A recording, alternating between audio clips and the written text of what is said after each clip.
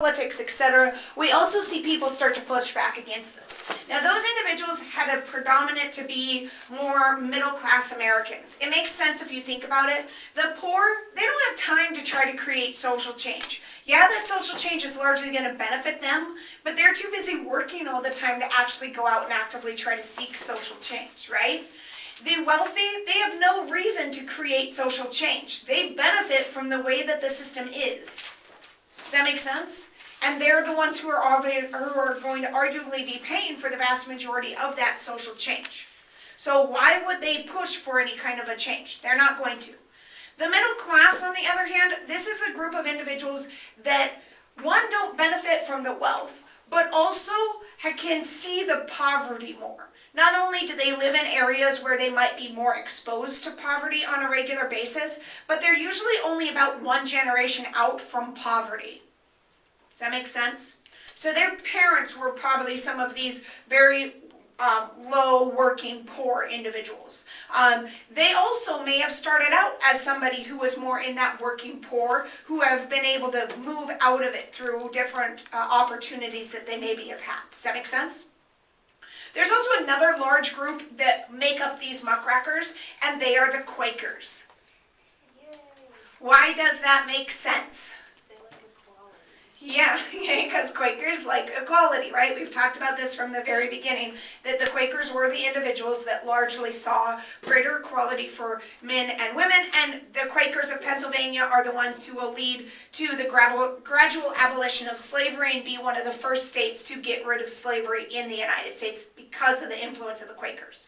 Right? So those things make sense as to why it grows from this group. The other thing that the muckrakers have that previous generations don't have is although the printing press is available, of course, way earlier, now we're able to take that printing and it's able to be done on a much more rapid basis and can be done much more cheaply and much more efficiently.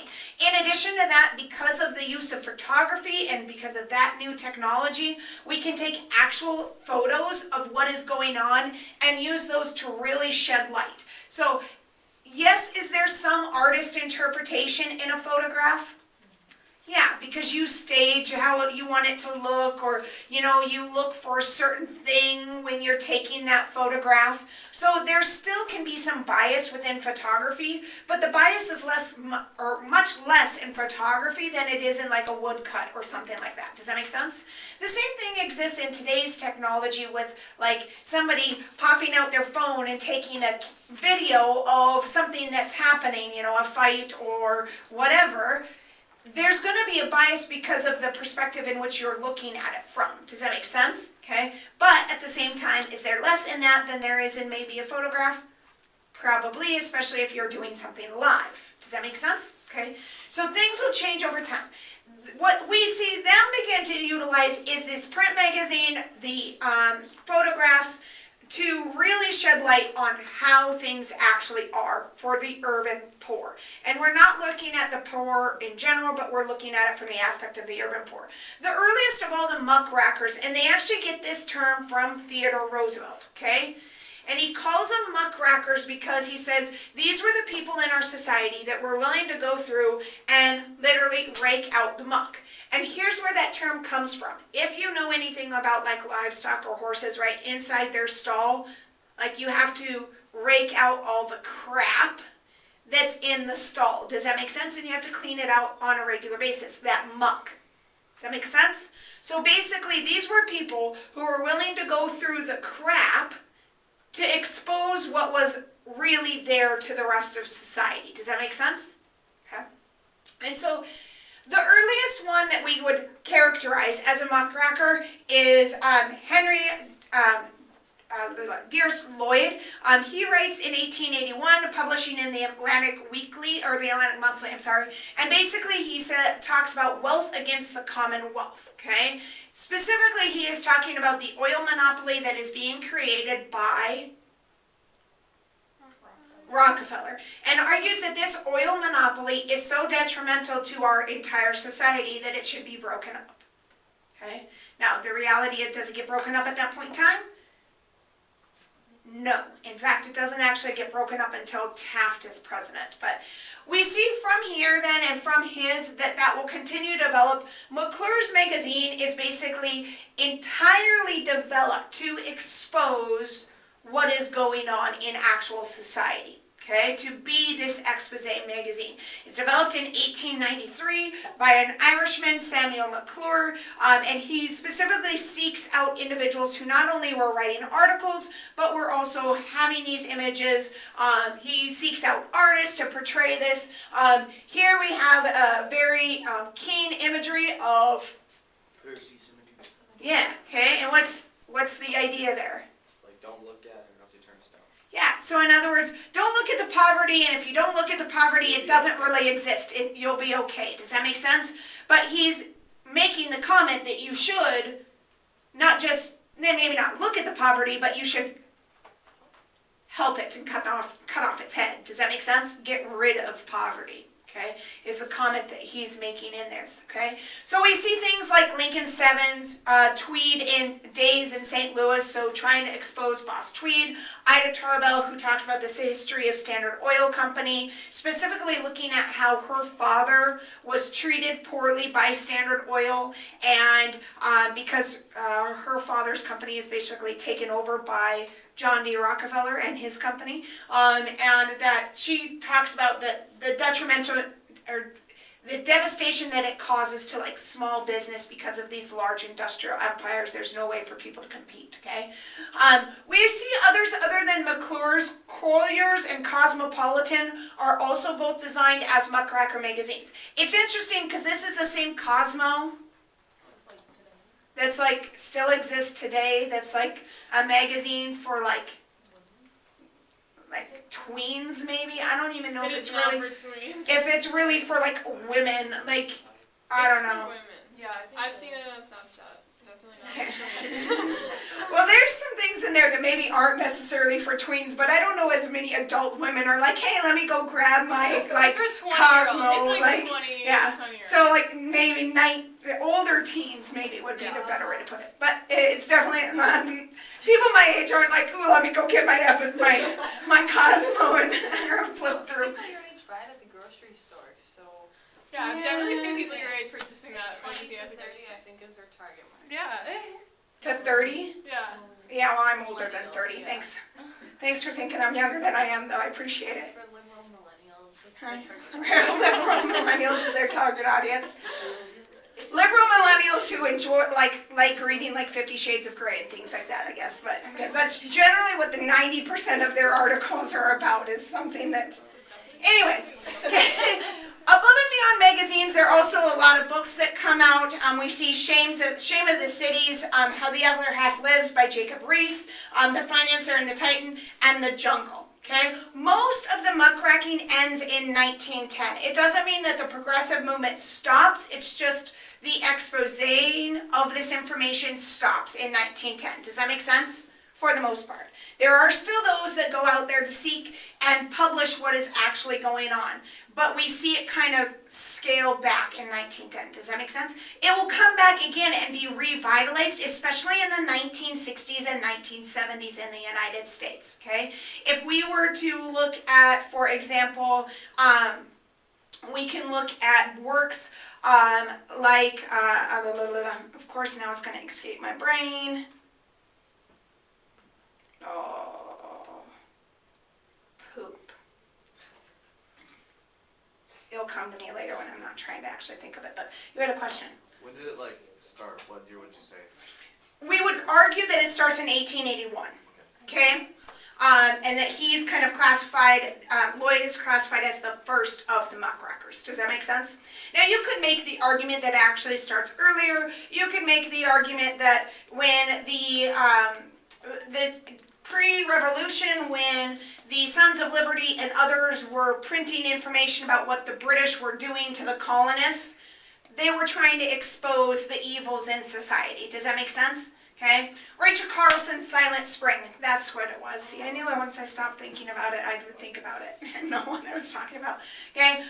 Rachel Carlson writes a book in the 70s in which she talks about the use of pesticides and how the pesticides were destroying our drinking water and also destroying like plant life and everything else like that. And as a result of her book, we see the creation of the EPA and the beginning of environmental protection in the United States. Does that make sense? So she is very much a muckraker in the sense that she exposed things, and what she exposed then led to change. Does that make sense? So if we're thinking synthesis, right, she's the continuation of this idea. But when we look at these individuals, they often were looking at how do we create change. Now, Jacob Riis publishes a book called How the Other Half Lives. Now, a little bit of backstory on Jacob Riis. Jacob Riis was a police officer, but he specifically specialized in crime scene photography, which seems weird, right? But like with photographs, we can now document crime scenes to be able to use in investigative purposes. And that's what he's been doing. He's been using that photography to be able to document crime scenes. But as he's developed as a photographer, and because of his work as a police officer, he often finds a connection between poverty and crime. And that specifically within these tenement housing districts, those crime rates are a lot higher. And he basically is making the argument that the way that you get rid of crime is you get rid of poverty. And you get rid of the poverty being so congealed or put into one particular area. Does that make sense? So he argues that the tenements in and of themselves are flawed and that they needed to be changed and reformed because of what was going on there. And so he specifically goes out and documents what it looks like within those tenements. And you can see it from lots of different images that we've looked at, but here's one of his images. He also specifically goes around and documents children, especially children living in poverty. So a lot of images that we have of children living in poverty come from this time as well. Riis, as a photographer, often pushed for more reform versus kind of more of that social Darwinist thinking. And in addition to, because of his kind of push for that, he begins to push for this idea of the settlement house. The tenements were just kind of an area where the immigrant population went because it was cheap, easy, affordable housing, and oftentimes the political bosses directly geared them towards that housing. Does that make sense? They were like, here's a place for you to live.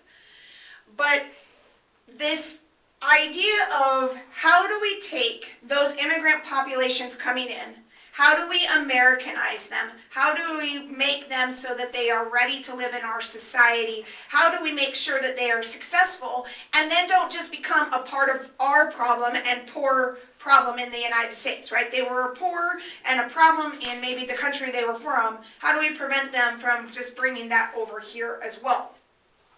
And the idea then becomes, under this social gospel movement, they largely borrow this idea from England, but they say, okay, here's the deal. Let's create these settlement houses. They will be places where you can get education and where you can learn how to speak and write in the English language, where you can learn American customs and ideas. In addition to that, there will be nurses and other medical professionals there so that if you are sick or your children are sick, there is a place for you to bring those children, thus preventing the spread of disease as much through the tenements. In addition, we're going to talk to you about like personal hygiene and things like that, right? How to make sure that you're staying more clean within the tenements, right? Again, trying to prevent the spread of disease. Sometimes with this idea of making sure that, hey, use the actual toilet that's in your tenement house instead of throwing your poop out the window, okay? So some of it was simple things like that, right, that they were teaching them. They would also help them find jobs. They would help them with personal financial problems. They would do all sorts of different cultural, social services within that, okay? Now, the movement then, although largely began in England and largely pushed forth by Riis's photography, the reality of it is it's the college-educated middle-class women, including Jane Addams, that largely create the most sweeping reform. Jane Addams will a place called Hull House in Chicago. She runs it with a woman by the name of Ellen Gates Starr, and they found it in 1889. But their idea within this is, how do we make sure to care for the children so that the children don't become poor as they get older, right? How do we make sure that this model fits and works for our society, okay, long term? They also, through this idea, began to use a new kind of branch of, or a new idea that is formulated within the United States and elsewhere, and that's sociology, right? Why do people do what they do? Why does culture shift people to do what they do? And then how can we guide people through that culture? Does that make sense, guys? Okay. And because of Jane Addams and because of Hull House, we'll see the formation of over 400 similar kind of settlement houses, Hull House institutions, that will develop as a direct result of her work. The other thing that comes about, I'm sorry, I'm trying to find it in a paper copy here quickly, because apparently my hard copy or my electronic copy is not going to work because of internet. Thank you, internet. You know, internet's great when it works the way it's supposed to, but internet sucks when it doesn't.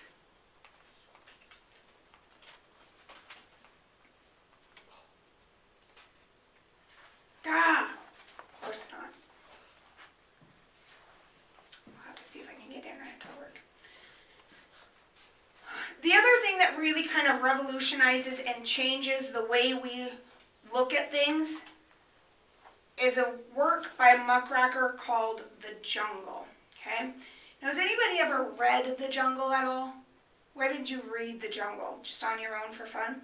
Yeah. Okay?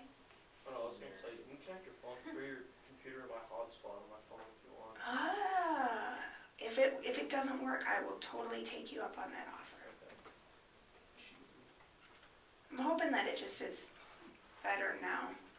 I didn't read like the whole Jungle, but I read like lots of excerpts from it because I also read another like food industry expose which referenced it a lot. Gotcha.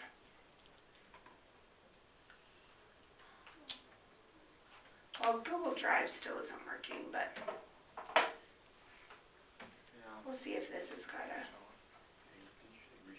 restarted it and turned it back on and off. Okay, so in The Jungle, this is an excerpt from it, so we'll just utilize this one for you guys, since mine isn't quite working, but basically Upton Sinclair goes into the meat packing plants in Chicago, and most of the meat packing plants of the United States were located in Chicago. The reason for that is because early on, the vast majority of cattle industry is out here, right? Okay, and even in like Illinois and stuff early on, before we're that much this far. But the reality of it was, before the refrigerated rail car, we can only go so far, either with live cattle in a rail car before they die, or with cattle that's already been butchered, because it will spoil, right? So the faster that we get it to the meat packing plant, the better. The other part of it is Chicago, because of rail lines in Illinois, and also because Chicago is located right on Lake Michigan, we can easily export that meat into the East Coast and even over into Europe. Does that make sense? Because you've got easy access to a waterway. So most of our meat is going to Chicago to be processed. Even after we develop areas like Medora, Medora becomes a meat packing plant, but still you would process the meat on a small scale in Medora, and then it would be put on rail car to go to Chicago to then be packaged and sent out the rest of the way. Does that make sense? So a vast majority of it is occurring in Chicago. So Upton Sinclair decides that he's going to go do an expose of what it is really like in the meat packing plants, okay? And he actually goes in as an employee and starts working in the meat packing plants. Does that make sense? He comes out and then he writes a fictional book about a guy that works in the meat packing plants, an immigrant guy. Does that make sense? And what happens? It's fictional in one sense, but in the other sense, he's utilizing what he saw to write the book. Does that make sense? The characters in it are fictional, but a lot of the events are based on what he observed. So within workplace hazards, this was one of the things that he wanted to expose, was there were a lot of hazards in the workplace and there was no safety or security for the individual worker. So he talks about, let a man so much as scrape his finger pushing a truck in the pickle rooms, and he might have a sore that would put him out of the world. All of the joints of his fingers might be eaten by the acid, one by one. Of the butchers, the floorsmen, the beef boners, and the trimmers, all of those who used knives, you could scarcely find a person who had the use of his thumb. Time and time again, the base of it had been slashed, till that it was a mere lump of flesh against which a man had pressed the knife to hold it. The hands of these men would be crisscrossed with cuts until you could no longer pretend to count them or to trace them. They would have no nails. They had worn them off pulling hides. Their knuckles were so swollen that their fingers spread out like a fan. There were men who worked in the cooking rooms in the midst of the steam and sickening odors by artificial light. In these rooms, the germs of tuberculosis might live for 2 years, but the supply was renewed every hour. There were beef luggers who carried 200-pound quarters into the refrigerator cars, a fearful kind of work that began at 4 o'clock in the morning and that wore out the most powerful men in a few years. There were those who worked in the chilling rooms and whose special disease was rheumatism. The time limit of a man that could work in the chilling rooms was said to be 5 years. There were wool pluckers whose hands went to pieces even sooner than the hands of the picklemen, for the pelts of the sheep had to be painted with acid to loosen the wool, and then the pluckers had to pull out this wool with their bare hands, till the acid had eaten their fingers off. There were those who made the tins for the canned meat, and their hands too were a maze of cuts. Each cut represented a chance for blood poisoning, and it goes on and on and on. Was that a quote from The Jungle? That is directly from The Jungle, yes. And that's in America? Yes, so this is occurring in Chicago, in the meatpacking plants, okay? So he goes on then to talk about what it's like with the food quality. One of the things that we noticed in the industrialization is that vast majority of people, right, were earning a wage. And because they were earning a wage, it then also meant that they were having to go out and buy food from the marketplace. Well, the cheapest food was the canned food, the most processed food, just like it is today, right? The cheapest things on the shelf are the things that are the most processed things on the shelf, which seems kind of counterproductive, but, you know, such as it is, right? And under industrialization, in order to make the most amount of money because of scientific management, you want to waste as little as possible. Does that make sense? And the jobs that take the longest, you also do those as infrequently as possible, especially those jobs that actually don't provide you with any sort of production. So, for example, cleaning was sometimes done only once a year or once every 6 months in these factories that were producing food. Okay? So, I'm trying to find the real good one.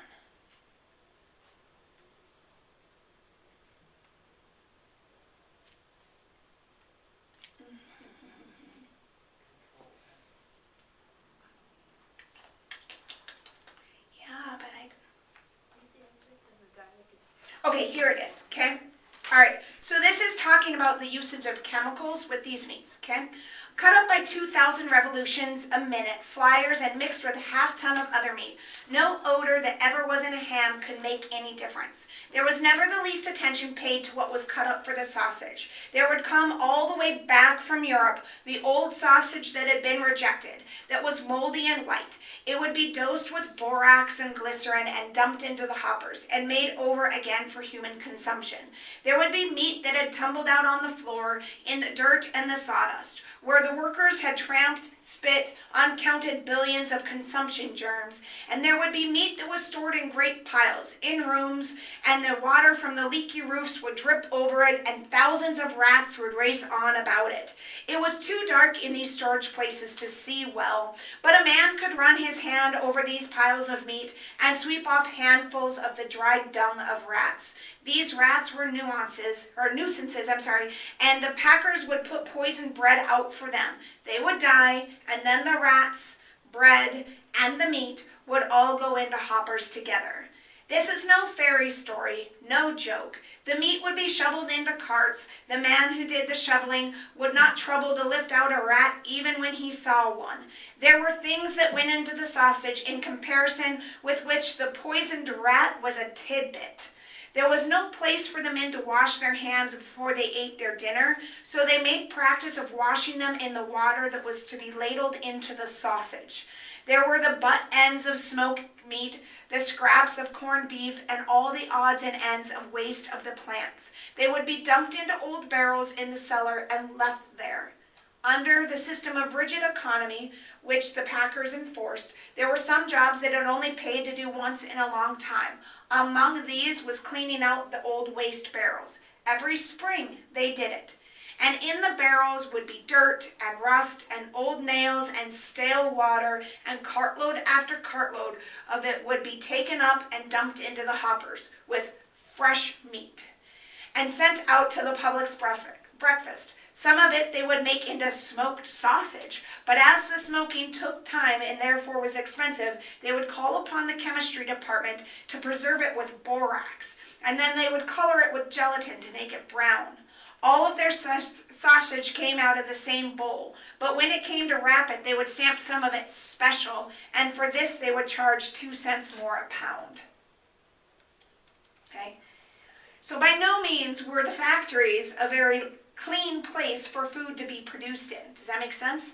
And because they weren't a very clean place for food to be produced in, people often got sick. And the poor had a tendency to get sick more than wealthy because they were the ones who were consuming this food. And this was the things that Upton Sinclair believed needed to be changed. So the story goes that Upton Sinclair publishes this book as a way to create that change. Theodore Roosevelt gets a hand on the book, and supposedly after reading the book, he decides that there needs to be legislative change. Now, in reality, Theodore Roosevelt was somebody who was more progressive of a president than McKinley was. And because of him being a more progressive president, he had already begun to and had been told stories of the meatpacking plants. Does that make sense? And so it's kind of for Roosevelt, whether it's his last straw to push him to push for legislative change, or just as a part of his overall examination of the problem within the meatpacking plants, we don't really know entirely for sure. Does that make sense? There are several different stories as to what pushes him there. But either way, Roosevelt makes the decision that there must be legislative change. And so he goes to Congress and urges Congress to pass the Meat Inspection Act of 1906.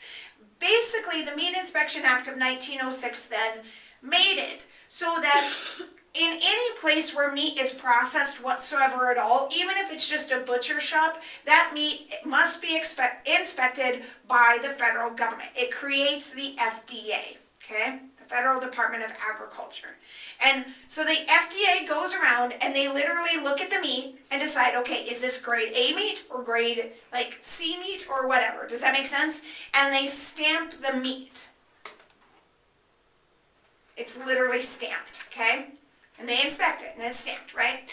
And then, so then it goes off to the butcher shop, and then they can sell it based on the grading of the quality of meat. Does that make sense? Okay? But they also then ensure that anything that is not quality meat is also simply gotten rid of, okay? They also then inspect and make sure that the places where it's being processed are appropriately cleaned on a daily basis instead. They also, if your food says, okay, so you go to the store and you buy a box of food, or you buy something, you buy a water bottle from the cafeteria. What are you going to find on that box or on that packaging?